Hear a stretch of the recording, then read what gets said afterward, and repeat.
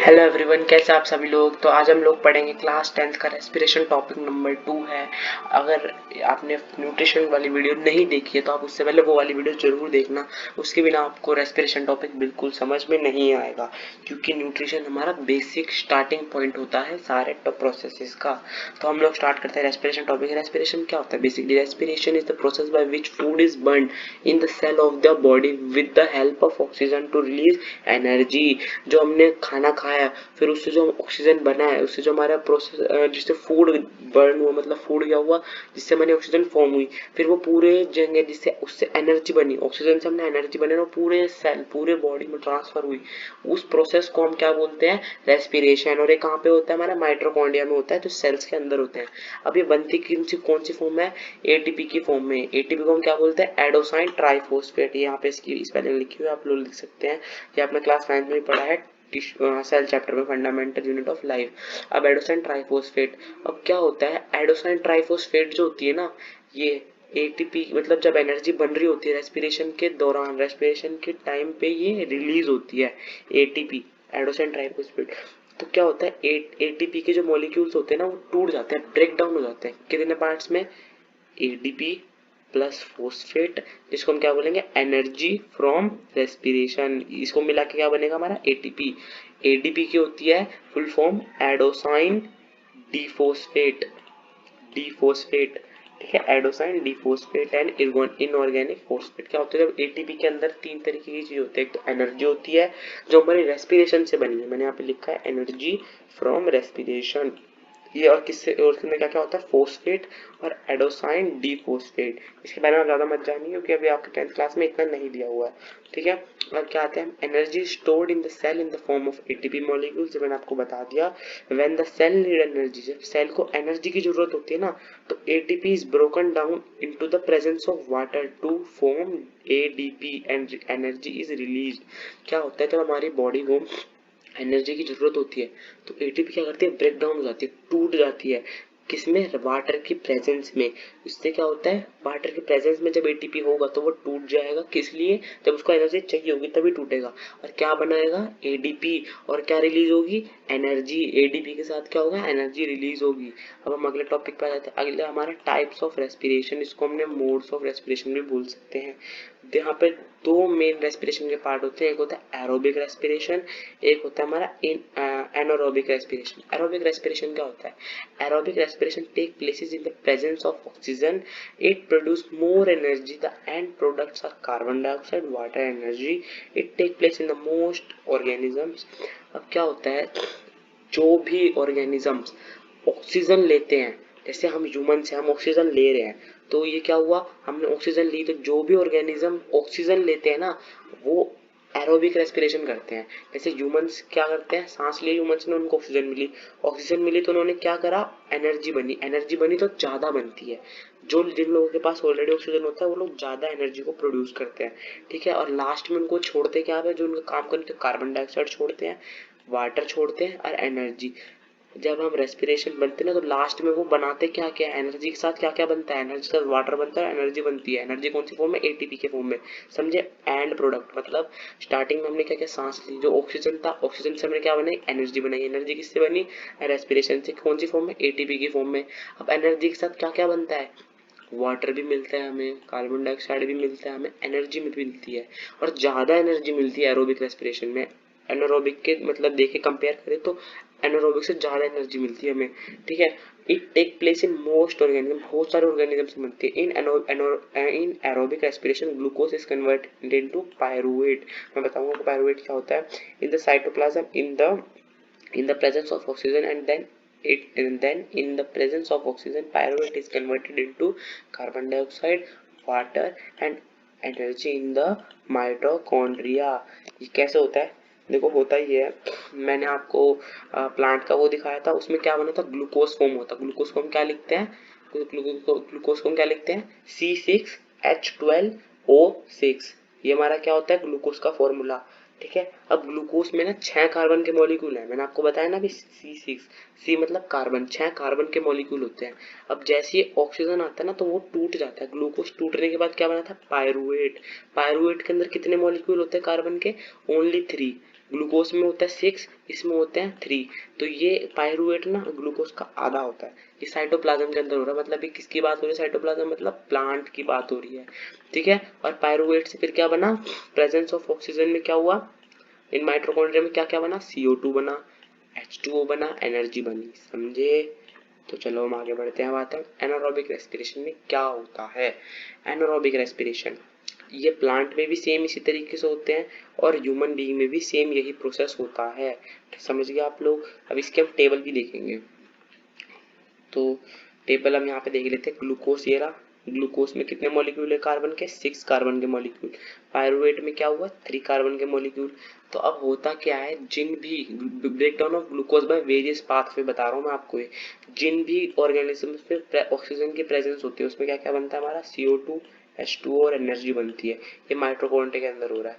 अब जिन जो ऐसे ऑर्गेनिज्म भी होते हैं जिनके अंदर क्या नाम है, ऑक्सीजन होता ही नहीं है, जो ऑक्सीजन जरूरत जिनको मतलब उनके पास ऑक्सीजन होता ही नहीं है, उनको हम क्या बोलते हैं, वो यीस्ट के अंदर होते हैं। यीस्ट, यीस्ट आपको पता है ना क्या होता है, इथेनॉल बनता है, उसमें कार्बन डाइऑक्साइड बनता है, एनर्जी बनती है, समझे। यहाँ पे एब्सेंस नहीं आएगा, यहाँ पे बनेगा लैक, एक मिनट रुको, लैक ऑफ ऑक्सीजन। यहाँ पे एब्सेंस की जगह आएगा लैक ऑफ ऑक्सीजन। इसमें क्या होता है, लैक ऑफ ऑक्सीजन में मतलब हमारी बॉडी में, आप मान लो एग्जांपल लेके चलते हैं, आप सो रहे हो काफी, मतलब आप ना जॉगिंग पे नहीं जाते हो, 1 महीना हो गया आपको जॉगिंग पे नहीं जाता, अचानक से आपके दोस्त का फोन आया, अरे सारे दोस्त आ रहे हैं चल जॉगिंग करने चलते हैं। तो आपने बोला हाँ चलते हैं, और आपने खूब मेहनत करके जॉगिंग करके आए, जब आप घर में आए ना तो आपके हाथ पैर बहुत दुख रहे हैं। इसमें क्या होता है, मसल सेल के अंदर होता है ये, मतलब माइटोकॉन्ड्रिया तो मसल सेल में भी होगा, तो उसमें माइटोकॉन्ड्रिया एनर्जी के साथ ना लैक्टिक एसिड बनाता है। इसमें क्या होता है, जो हमारी मसल्स होती है ना वो टूट सी जाती है, टूटने के बाद क्या होता है उनमें, उसमें ना लैक्टिक एसिड प्रोड्यूस होता है, जो हमारी बॉडी को दर्द, मतलब उससे दर्द होता है हमारी मसल्स में। आपने देखा होगा जब अचानक से सो रहे और 1-2 महीने, मतलब 1-2 महीने बाद आप जॉगिंग करने जाओगे तो आपके हाथ पैर दुखते हैं, ये तो इसको हम क्या बोलते हैं, लैक ऑफ ऑक्सीजन, मतलब ऑक्सीजन की कमी होना। अब आते हैं एब्सेंस ऑफ ऑक्सीजन, जब ऑक्सीजन होता ही नहीं किसी चीज में, उसको बोलते हैं इन यीस्ट के अंदर होता है ये। यीस्ट में क्या होता है, सेम ग्लूकोज से पायरुवेट बना, बट यहाँ पे प्रेजेंस की जगह क्या होगा, एब्सेंस ऑफ वो ऑक्सीजन होगा। इसमें हमें क्या क्या बनेगा, O2 तो मिलेगा ही मिलेगा, एनर्जी भी मिलेगी, बट H2O वाटर की जगह हमें मिलेगा एथेनॉल। एथेनॉल आपको पता ही है क्या होता है, मैं आपको ऊपर गूगल पे दिखा देता हूँ एथेनॉल क्या होता है।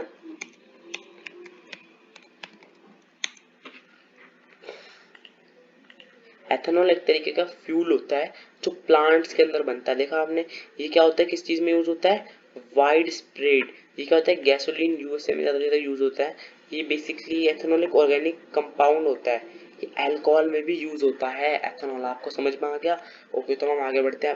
एनारोबिक रेस्पिरेशन क्या होती है, take anaerobic respiration take place in absence of oxygen, it produce less energy। aerobic में क्या था, ज्यादा एनर्जी, anaerobic में less energy. The end product, मतलब जो एंड प्रोडक्ट होते हैं, मतलब लास्ट में क्या बनता है, इससे लैक्टिक एसिड बनता है, इथेनॉल बनता है, कार्बन डाइऑक्साइड, एनर्जी बनती है। ये प्लेस कहाँ करता है, मसल के सेल में होता है, यीस्ट में भी होता है, ये मैंने आपको यहाँ पे बताया था। मतलब एब्सेंस ऑफ ऑक्सीजन और लैक ऑफ ऑक्सीजन दोनों ये हमारे किसके पार्ट है, एनारोबिक रेस्पिरेशन के। इन anaerobic respiration in yeast glucose is converted into pyruvate, and in the absence of oxygen pyruvate is converted into ethanol, carbon dioxide and energy. This process is called fermentation। समझ के, pyruvate जब convert होता है किसमें, ethanol में, carbon dioxide में, energy में, yeast के अंदर, इनएरोबिक रेस्पिरेशन में, एब्सेंस ऑफ ऑक्सीजन में, तो क्या बनता है हमारा, पर इसको हम क्या बोलते हैं, फर्मेंटेशन। अब प्रेजेंस ऑफ ऑक्सीजन में क्या होता है, प्रेजेंस ऑफ ऑक्सीजन में क्या हुआ, ग्लूकोज साइटोप्लाज्म पायरुवेट बना, पायरुवेट से क्या हुआ, फिर एब्सेंस ऑफ ऑक्सीजन आ गया, फिर उसमें यीस्ट के अंदर होगा, इसमें साइटोप्लाज्म में नहीं होगा। प्रेजेंस ऑफ ऑक्सीजन में हमेशा साइटोप्लाज्म में होगा, बट एब्सेंस ऑफ ऑक्सीजन में हमेशा यीस्ट में होगा, और ये क्या बनेगा, इथेनॉल, CO2 एनर्जी। समझ गए आप लोग, उसी तरीके से कोई डाउट तो आप कमेंट कर सकते हैं, मैं आपको दोबारा इसकी वीडियो बना सकता हूँ आपके लिए। अब रेस्पिरेशन इन ह्यूमन बहुत मेन टॉपिक है, आप इसको अच्छे से सुनना। मेन ऑर्गन जो हमारे रेस्पिरेशन में हेल्प करते हैं उनको हम क्या बोलते हैं, वो हमारे होते हैं लार्नेक्स, ट्रेकिया, ब्रोंकाई, ब्रोंक्योल्स, लंग्स, डायफ्रा, नसल कैविटी, नोस्ट्रिल, और हमारा फ्लारनेक्स।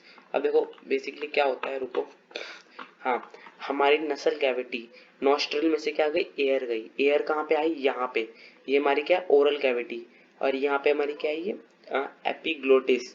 अब यहाँ पे क्या है, फारनेक्स के पास आई, उसके बाद जो लारनेक्स है ना, यह करती है फूड पाइप और उसको अलग अलग कर देती है। यहाँ से जा रही है हमारी फूड पाइप और ना लारनेक्स में से क्या जाती है, एयर आती है, ये हमारी विंड पाइप, लारनेक्स को विंड पाइप बोलते हैं।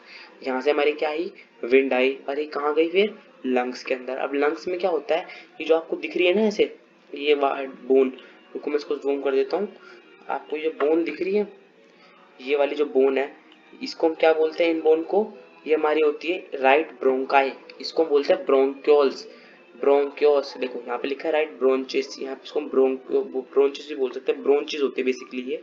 और ये जो हमारे छोटे छोटे से आपको दिख रहे हैं ना, ये छोटी छोटी सी ऐसे हड्डी ऐसे ऐसे जा रही है, ये हमारी होती है ब्रोंक्योल्स, ये हमारी ब्रोंक्योल होती है, ब्रोंकाई भी बोलते हैं इन्हें।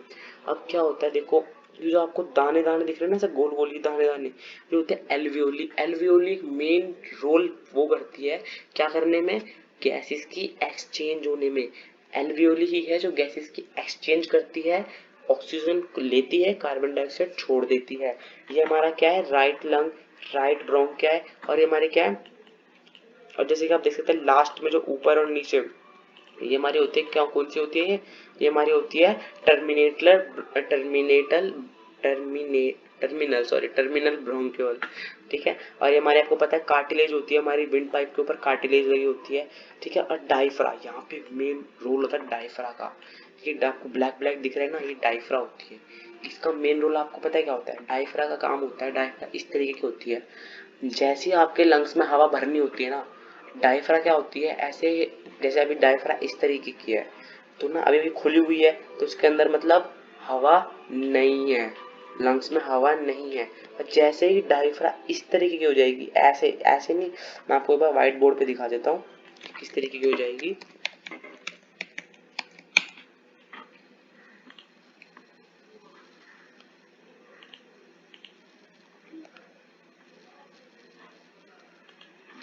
अभी डायफ्रा हमारी किस तरीके की, हमारी डायफ्रा खुली हुई है, इतने यहाँ पे लोड हो रहा है, मैं आपको दिखा देता, मैं आपको बताता हूँ डायफ्रा बेसिकली होती है, डायफ्रा होती है ये हमारी गैसेस के एक्सचेंज में काम आती है। अब हमारे लंग्स होते हैं कुछ ऐसे, देखो ये हमारे कुछ ऐसे मान लो लंग्स है, प्लीज ड्राइंग में मत जाना, ये हमारे मान लो, रुको एक मिनट,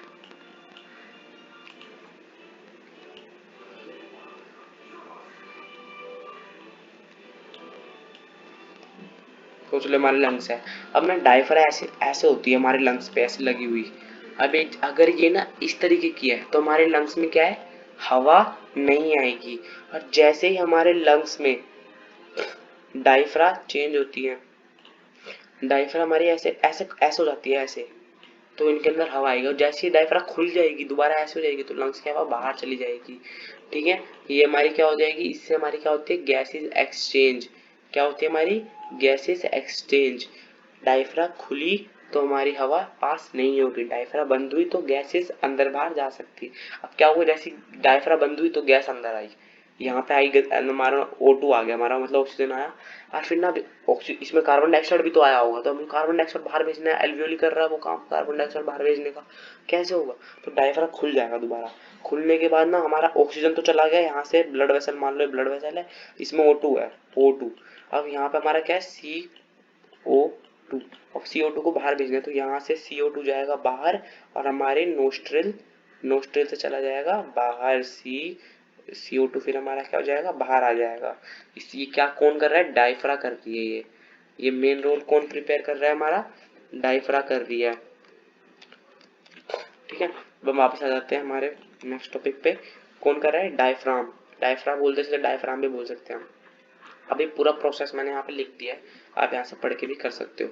अब क्या होता है, एयर एंटर करी नोस्ट्रिल में, तो hair and mucus trapped in the dust particles, आपको पता है हमारी नोज के अंदर हेयर्स होते हैं, वो क्या करते हैं, डस्ट पार्टिकल्स को ट्रैप कर लेते हैं, जिसको हम क्या बोलते हैं उन हेयर्स को, म्यूकस, म्यूकस, म्यूकस। हम हमने हाँ ये बात भी है, म्यूकस तो हमारे पेट में भी होता है वो, और यहाँ पे भी म्यूकस हो गया, तो हमारी बॉडी में दो म्यूकस है, ठीक है। ये क्या करते हैं, डस्ट के पार्टिकल्स को ट्रैप कर लेते हैं। अब क्या करती है, वो पास करती है लार्नेक्स ट्रैकिया ब्रोंकाई, एंटर क्या करती है लंग्स में। क्या मतलब, वो यहाँ फार्नेक्स पे आई, फिर वो ट्रैकिया में आई, ट्रैकिया में आने के बाद वो फिर ब्रोंकाई से लंग्स में एंटर करती है हवा। फिर क्या होता है, the trachea has rings of cartilage which prevent it from collapsing with air is no when there is no air in the trachea. क्या होती है, जो कार्टिलेज होती है ना, ये बचाती है क्या, किससे, कोलैप्स करने से। जब हमारी ट्रैकिया में कोई एयर नहीं होती ना, तो ये हमारी ट्रैकिया है, और ये हमारी क्या है, फूड पाइप। ठीक है, तो मतलब ये ना ट्रैक करने से मतलब, हाँ कैसे समझाता हूँ मैं आपको, देखो बताता हूँ। ये हमारी ट्रैकिया है, मैं आपको जूम कर देता हूँ। देखो ये हमारी ट्रैकिया है, ठीक है, यहाँ पे ट्रैकिया, ये ना हमें बच्चे, ये मतलब क्या, कार्टिलेज जो बोन है ना, ये बचाते हैं। ट्रैकिया से क्या होते हैं, हम एक जब हम सांस नहीं ले रहे होते, ठीक है, जब हम सांस नहीं ले रहे होते तो क्या होती है, मतलब एक दो टाइम ऐसा होता है ना, जब खाना खा रहे हो तो सांस उस टाइम नहीं ले पाते, तो क्या होते हैं, दोनों टाइम खाना भी खा रहे हैं फिर फूड भी, तो ट्रैक की आर्टिलरी ना बचाती है ट्रैकिया को, किससे, खाना ना जाने से, और किससे, और किससे कोलैप्स ना हो जाए, मतलब ये दोनों टकरा ना जाए, खाना और ट्रैकिया टकरा ना जाए। समझ गए आप लोग, समझ गए अच्छे तरीके से। अब हमारा अगला क्या होता है, तो bronchi divides into smaller tubule called bronchioles. क्या होते हैं ब्रोंकाई, मैंने भी आपको बताया था, ब्रोंकाई होती है हमारी, ब्रोंक्यूल्स में डिवाइडेड होती है, छोटे छोटे ब्रोंक्यूल्स पूरे लंग्स में फैले होते हैं, विच विच and which end in the tiny ears which end in the tiny ear sacs called alveoli। alveoli ऐसी होती है, आपको ये दिख रही है, आपको छोटे छोटे दाने से, ये alveoli होते हैं। इन्हीं के अंदर से क्या होती है, गैसेज एक्सचेंज होती है, इनमें होते हैं ब्लड वेसल्स, जिनको हम बोलते हैं आर्टरीज एंड वेन। इसमें से क्या होती है, हमारे गैसेज एक्सचेंज होती है। समझ गए आप लोग, ठीक है। अब अगला टॉपिक है, the alveoli is supplied with blood vessels through with exchange of gases take place। The alveoli helps to increase the surface area of exchange of gases। समझ गए आप लोग। अब मैकेनिज्म ऑफ ब्रीथिंग क्या है, मैकेनिज्म ब्रीथ कैसे करते हैं हम, when we breathe in air the muscles of diaphragm contracts and moves downward.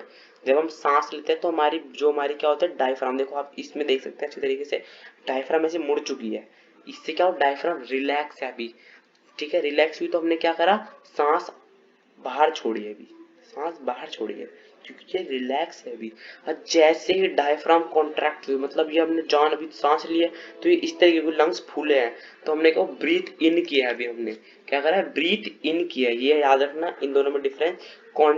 Chest expand होगी तो डायफ्राम कॉन्ट्रैक्ट होगी, चेस्ट कॉन्ट्रैक्ट होगी तो डायफ्राम रिलैक्स होगी। क्या होगा, हमने ब्रीथ करी, मसल्स ऑफ डायफ्राम कॉन्ट्रैक्ट हुए, मूव डाउनवर्ड, डायफ्राम क्या हुआ, डाउनवर्ड हुई, और चेस्ट कैविटी क्या हुआ, एक्सपेंड हुई, एयर एंटर हुई हमारे लंग्स के अंदर। और व्हेन वी ब्रीथ आउट, जैसे हमने सांस छोड़ी, the muscles of the diaphragm relax and move upward and the chest cavity contracts and air goes out of the lungs. तो ये आप यहाँ पे एग्जांपल से भी देख सकते हैं, ये एक्टिविटी आपके एनसीईआरटी में भी दी हुई है, आप चाहे तो कर सकते हैं। अब यहाँ पे हमारा जो टॉपिक है कौन सा, रेस्पिरेशन, वो कंप्लीट हो चुका है। अब हम किसी नए टॉपिक के साथ मिलते हैं, ट्रांसपोर्टेशन नया टॉपिक, हमारा थर्ड टॉपिक है लाइफ प्रोसेस का। अगले वीडियो में इस पर बात करते हैं, तब तक के लिए बाय, थैंक यू।